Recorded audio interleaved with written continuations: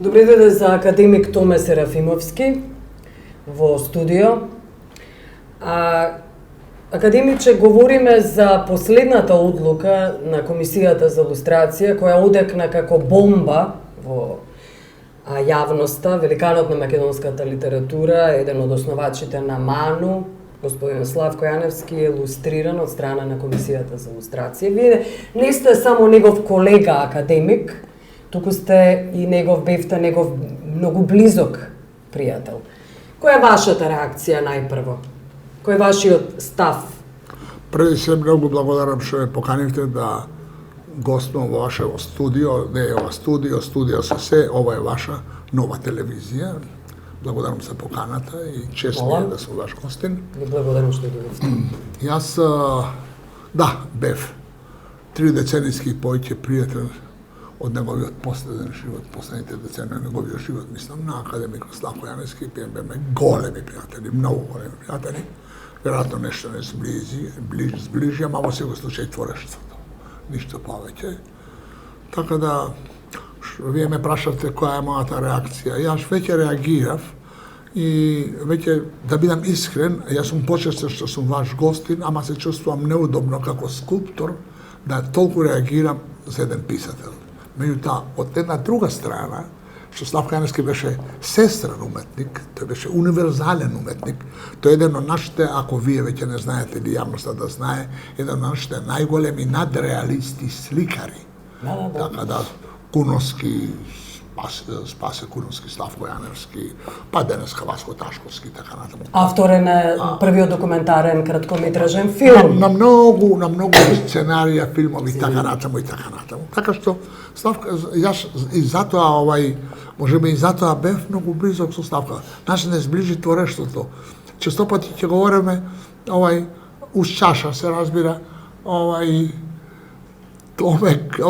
беше повозрасен од мене и јас сум горд на тоа. Мислам дека таа лустрација во прв ред ништо не значи. За мене лично. Иако мојата почитувана куќа, мојата академија, баравме некако академија да се пониши таа лустрација, ама за да ја пониши таа лустрација треба комисијата да има доблест. Ако би комисијата имала доблест да ја пониши таа одлука, таа не би донела таква одлука. Значи таа комисија нема доблест. А ние пак се од друга страна, ја пак не сум правник, да тврдам, ама сигурно знам дека таа комисија не е основана од страна на парламентот, од страна на Собранието на Република Македонија, да лустрира луѓе кои естетско, ликовно или творечки се произнесувале за некој си квалитет од некој си колега. Па јас сум скулптор и сега Скопје го накитија со 500 скулптури. Тоа не значи дека тие сите скулптури нешто значат. Или да значи дека тие скулптури се имаат голема вредност. А уметници? Па уметници. Значат ли како уметници? Не, уметници нема воопшто, али уметност има колку сакате. Таму има прекрасен сјај. Има се, али има мало уметност. Во тоа е суштината. Знаете, кај Славко Јаневски немаше сјај, имаше многу творештво. Вие таа комисија, не ја спомнаме да завршиме со комисијата и да не ја повторуваме. Рековте задира во македонскиот идентитет оваа лустрација. Тоа после ќе кажам. Тоа после ќе кажам. Мислам, таа комисија основана со право да она треба идеолошки да ги жигоса, да ги именува, да ги оцени, тие што се живи во прв ред и тие што се на некои функции, да не би имале функции, затоа што во рацијаци сте имале некои други функции, биле со работници на тајните служби и така. Да не ги кршат понатаму човековите права. Така. Може би Македонија е врвот на пирамидата на балканското самоунишување. Али би бил многу можеби пооштар на славјанското самоунишување. Добро, дали сте забележале, господине Серафимовски, дека господин Славко Јаневски имал некакви сомнежи за политичка обоеност на неговите колеги? Откако он го напушти овој тегобен свет, па за 31 година беме нон-стоп заедно, као пријатели, као творци. Он не беше човек од функции, он не сакаше никакви функции, но беше уредник во повеќе издавачки куќи. Он како уредник, не му е должност. Он уредник на издавачка куќа кој издава книги. Немува должност да каже дека оваа книга за мене е во ред или не е во ред. Вие сте новинар. Па вие ќе дојдете кај мене во ателие и ќе кажете извините, господин Серафимовски, ова скулптура не ме бендисува, не ми свиѓа. Тоа е ваше право. Тоа не значи дека И на тоа ли се темели? Тебе се ја да ме илустрирам. Видете, Комисијата за илустрација не ги дава документите. Нема да ги види документи, јавност. нема документи. Таму има еден член, мислам, како се вика, господин Дамјановски, мислам дека.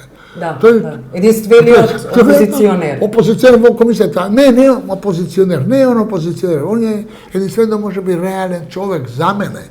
Критичка, За мене. да, Он вика критички вака, он бара глас, да дадете да. аргумент зашто господин Јаневски го илустрираме. Па они не може да му дадат документ. Господинот Томе Аџиев во денешен дневник има интервју. Господинот Томе Аџиев е председател на Комисијата за Тоа знам, илустрација. знам. Вели, вака ова е насловот на интервјуто, не го штитат Славко Јаневски, туку своите фотели. Да не се лажеме, не се загрижани тие за заштита на починато лице или на нашиот идентитет, туку за своите интереси и позиции. Тие не се чисти. Негодуваат, шират разни приказни, тие што не се чисти. Тоа се однесува и на вас. Вие реагирате за А би му илустрацијата порачал на господинот Аџиев да се он очисти самиот прво. Прво он е нечист и нечестен. Он ништо не значи, нити за македонското право, нити за македонската правна наука, нити за Македонија воопшто. Он не е вреден да го спомну името на Славко Јаневски, а не да го илустрира. Сега за овие изјави може да ме тужи на суд, со задоволство ќе да се тужам, со него да му докажам дека он ништо не значи. Како? Кои фотели ние штиме? Кои фотели? Вие сте били кај мене во ателје? Да. Се виделе мојата фотелја? Мојата фотелја е со гипс, мојата фотелја е со камења, со бронзи, тоа е фотелјата моја. Што да штитам ја? Јас создавам заеднината. Видите Славко Јаневски, Блаже Коневски. Тоа шо? Па преди, не ги направуваме, додеме наназад, например. До Климент, ако сакате. Па тоа се нашите најголеми духовни врвови на 20 век. Ние треба бидеме срекни што нив ги имаме. Ние никогаш Славко Јаневски не отишол негде да рече дајте ми награда, знаете, со награда ќе добијам национална пензија. Тоа што сега се прави. Па тоа е чудо едно. Па тоа се видите, оглавном против Славко Јаневски, против Блаже Коневски, против Шопов, оглавном се тие што ништо не знаат, што тие Анте Поповски, што мисле тоа е генија на 20 век. Од поет, мислам, да не ги бројам, нема смисла, има мноштво. Сите Гане Тодоровски. Гане, да не ги бројам. Да не ги Па видите, Славко Јаневски, сите нив ги примил во академијата. Како ги примил? Личиновски, Мартиновски, Па Кондовски ги Кондовски и имаме. така натаму. Тоа биле лидери на македонската Така. држава. Господинот Аџиев ве прашува зошто вие кои реагирате, Да. не се ставите во заштита на жртвите кои исто така биле поети и писатели, кои се можеби од поголем калибар за македонската култура. Тоа може би ми се многу бендисува. Тоа Аџиев е повикан да он кажува кои се жртви и кои се може би поголеми. Нека каже господин Аџиев едно име, нека каже поголемо од Блаже од Славко. Ако толку знае. По нема една книга прочитана од Славко, ба една песма нема прочитана од Блаже Коневски. Па нема ништо прочитано, он само чита телефонски именици и овие мени по кафани. Дали сметате дека ова е политичка одлука? Не би се мешал во тоа, мислам, не сум ни политичар и не сакам да говорам за политички одлуки и не е ни упатно тоа да говориме, меѓутоа дека е тоа одмазничка одлука, тоа е точно. И тоа сигурно доаѓаат од некои кујни за кои Славко Јаневски како уредник во некои издавачки куќи доцидно рекол дека оваа книга не е за печатење или не ме бендисува. Таа била негова должност, видите, господа Секуловска.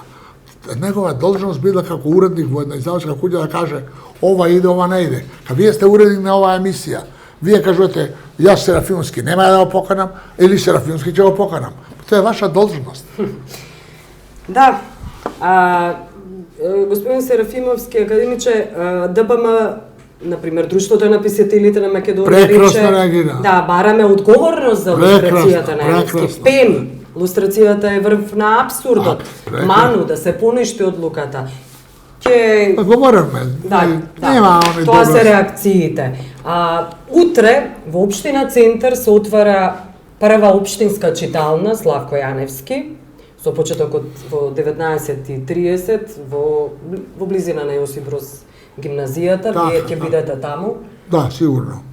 Видите, мене ме радува фактот што ќе се отвори читална библиотека, не знам како да ја наречам.